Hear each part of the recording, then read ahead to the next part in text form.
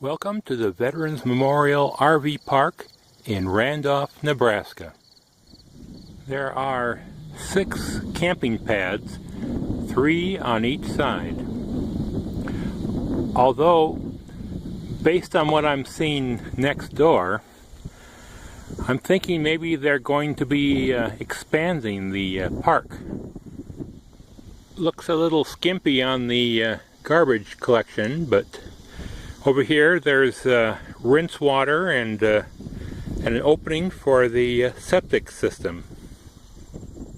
It's kind of nice to be parking on a cement pad, although I'm not so sure the cement pad is all that level anymore.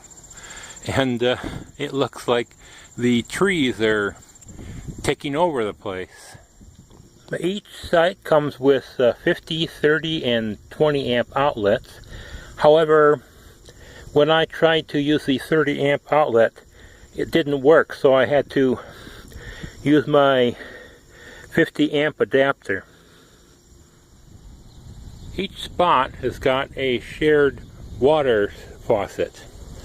Although, well, it seems I've had to use 2 hoses in order just to reach. And I'm thinking maybe I need to buy another hose.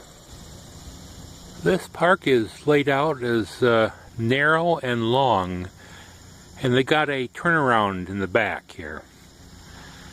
It's not a very large turnaround, so well, we'll see if my motorhome can make it. Otherwise, well, I really wouldn't want to have a very long motorhome in this location. It looks like there are 26 strong TV channels in this area. Well, there are a lot of Wi-Fi routers in the area, but I can't get any internet at all.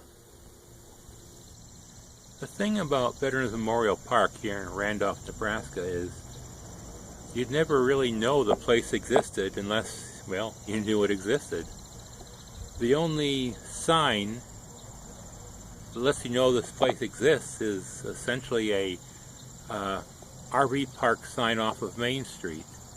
And even then that would confuse people to the campground next door. I guess maybe that's why this place isn't as packed as I would have thought. Also, I suppose unfortunately, the camping spots are kind of limited for length. I mean, I've got my motorhome and I got my car, and that just barely fits on the cement pads.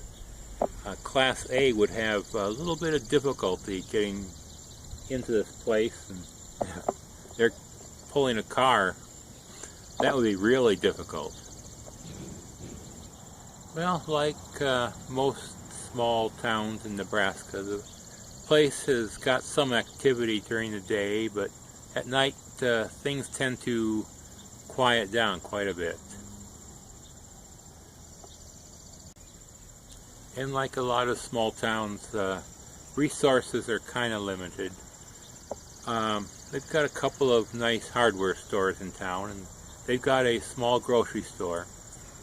I didn't see any laundromat.